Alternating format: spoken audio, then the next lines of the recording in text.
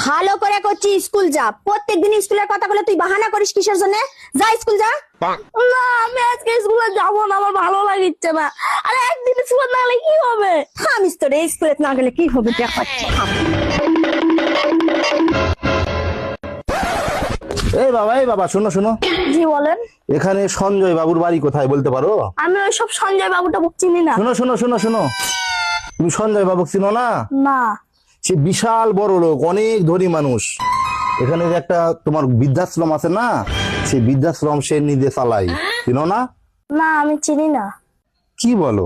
আচ্ছা ঠিক আছে, একটা কথা বলো তো, তোমরা তোমাদের এখানকার সবচেয়ে ধনী ব্যক্তি কে, এটা তো বলতে পারবে? হ্যাঁ, এটা বলতে পারবো। ও তাই? আচ্ছা ঠিক আছে, তাহলে বলো তো কে সেই ধনী ব্যক্তি? আমি আমি সব চাইতে ধনী। তুমি? তুমি কি করে ধনী? আর কতটুকুই বা তোমার বয়স? এই বয়সে তুমি নিজেকে কিভাবে ধনী বলছো? তোমার কি আছে?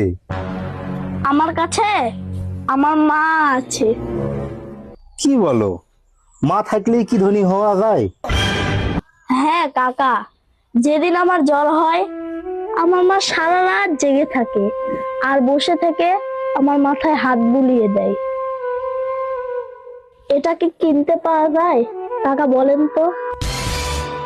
আমি যখন খুব কান্না করি আমার মা আমাকে বুকে টেনে নেয়। কাকা আপনি বলুন তো, এই বুকটা কি পৃথিবীর সেরা নিরাপদ জায়গা নয়? কাকা বলেন, এটা কি টাকা দিয়ে কিনতে পাওয়া যায়?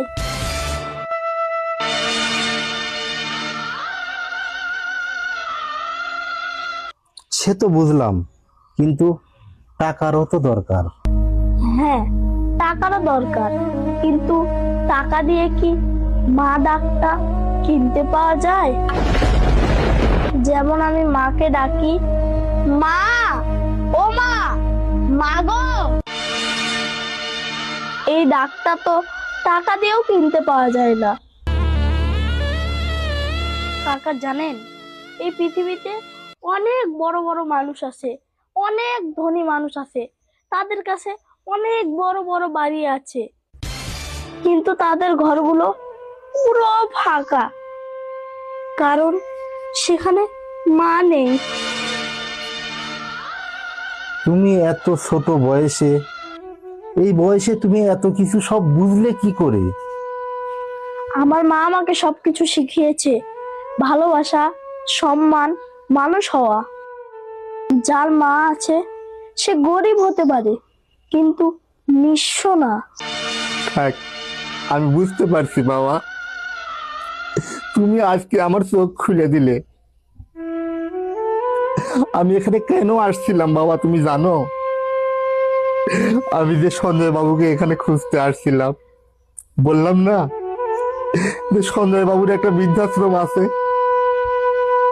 আমি আমার মাকে সেই বৃদ্ধাশ্রমে রেখে যাওয়ার জন্য আসছিলাম। আমি শুধু দেখতেই মানুষের মতো হয়েছি, কিন্তু আসলে আমি একটা অমানুষ।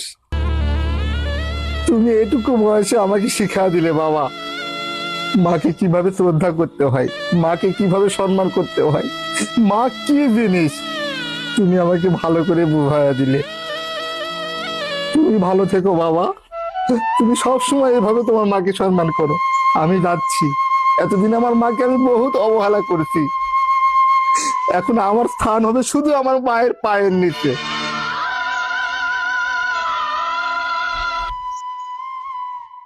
আর একটা কথা শোনো, আজকে আমি ধনী খুঁজতে আসছিলাম, কিন্তু বুঝে গেলাম ধনী মানে টাকা নয়, ধনী মানে হচ্ছে মা।